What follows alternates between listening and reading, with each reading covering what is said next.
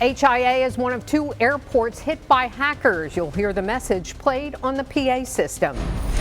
A Susquehanna Valley city considers red light cameras. Red light runners in Lancaster could soon be fined.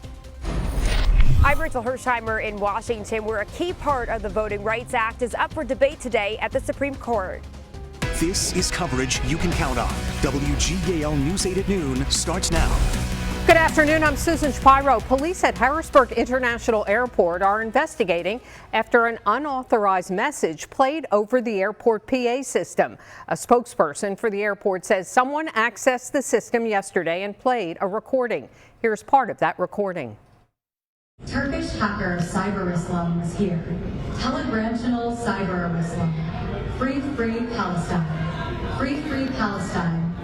Free, free Palestine. The message also included profanity and references to President Trump and Israeli Prime Minister Benjamin Netanyahu. The airport says out of an abundance of caution, a flight that was boarding at the time was searched, but no security issues were found. The airport is now operating normally.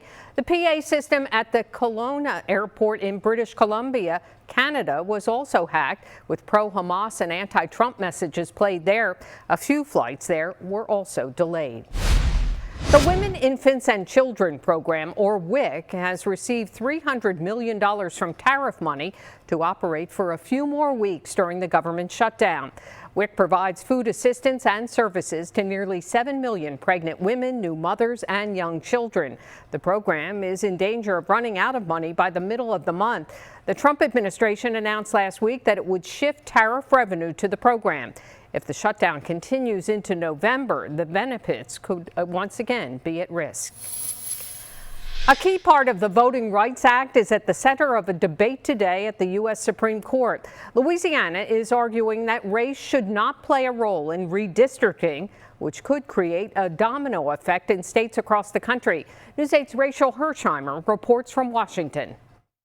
States are allowed to redistrict based on party lines, but the Supreme Court case is dealing with gerrymandering along racial lines and could impact who you vote for. When it involves drawing districts based on race, then it has been a constitutional issue and also a question under the Voting Rights Act. At issue is Louisiana's congressional map, which has 2 majority black districts. The state drew a new map in 2022, but civil rights advocates argued in federal court it violated part of the Voting Rights Act because it only included 1 majority black district. They won. Then the state redrew the map, but a group claimed it was racist against them. A court agreed, leading to the current Supreme Court case. What that does is essentially signal to the lawyers and to the country that the court wants to reconsider the role that race plays in congressional redistricting. A ruling in favor of Louisiana could open the doors for states with large minority populations, mostly red states in the South, to redraw congressional districts, essentially eliminating majority black and Latino seats that tend to favor Democrats. Once the Supreme Court hears arguments, a decision will likely be released in late spring or early summer. In Washington, I'm Rachel Hersheimer. The Pennsylvania AFL-CIO, a federation of labor unions, is meeting in Harrisburg to talk about the impact of the government shutdown and the ongoing state budget impasse. The organization says nearly 60,000 federal workers in the state have gone without pay, making it harder for working families.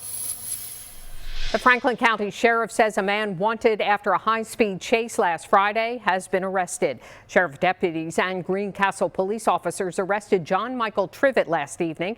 Deputies spotted Trivett yesterday on a moped and tried to initiate a traffic stop.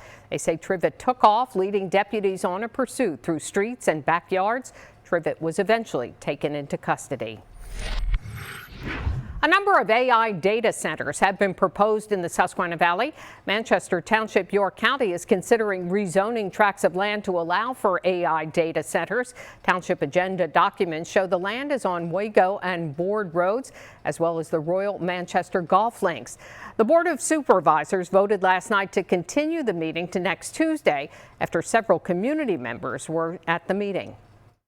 I understand it's obvious, okay? I get it, but that's why you're here, right? That's why we're doing this. Okay. No, we're not. We're listening to comments and you're hearing what the attorney said about what we need to provide.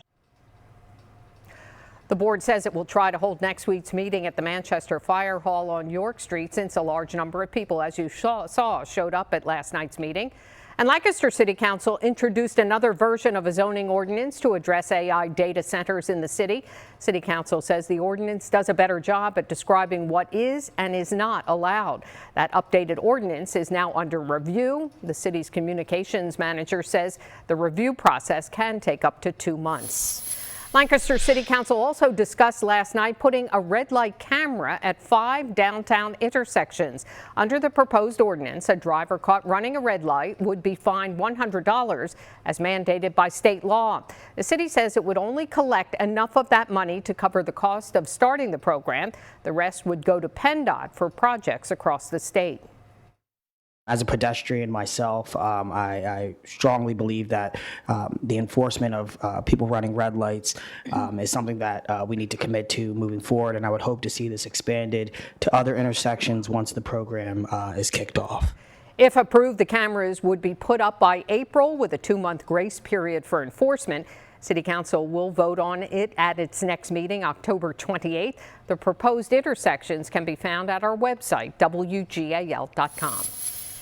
The Pennsylvania National Horse Show is back at the Farm Show Complex in Harrisburg. This is the 79th year for the largest horse show in the country. News 8's Gabrielle Thomas has more from Harrisburg.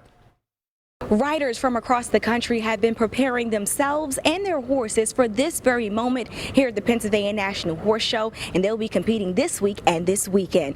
Now I have Carrie Cole joining me. She is a rider here at the Pennsylvania National Horse Show. What brings you back to the National Horse Show this year? Mac and I have been working for about a year for this and all the horse shows and the points that we get, and then they put out a list of who qualifies, and we were on that list in September. How does it make you feel to be a part of such a big event like this and make connections with other riders and horses as well? Honored. I'm very honored to be here. It's a wonderful opportunity. It's a wonderful experience with all my friends from Virginia who have qualified as well, and for my partnership with my horse. And Fleetwood is his show name, but his barn name is Mac. Tell me a little bit about Fleetwood or Mac and how special he is. Fleetwood and I will be a partnership about 2 years this coming December. He is the most amazing horse that I've owned. He is incredible. Without him, I don't think I would have gotten to this place. He has given me all the confidence in the world. The older you get, the more nervous you get when you ride. That's me, and he has helped me so much. And he's a wonderful boy. Carrie, thank you. If you would like to come out and support the Pennsylvania National Horse Show, they will be here at the Farm Show Complex through October 19th. Reporting here at the Farm Show Complex in Harrisburg, I'm Gabrielle Thomas, WGAL News 8.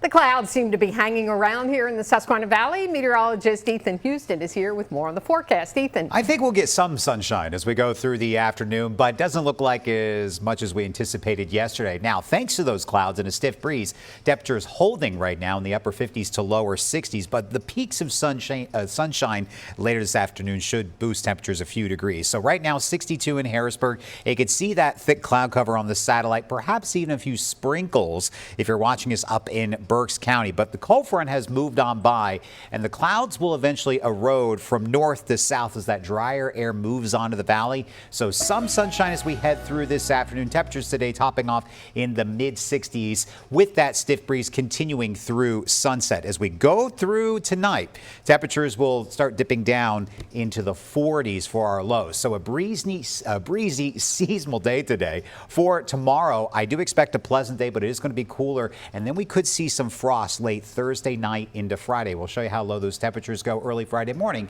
coming up in the 10-day forecast in a few.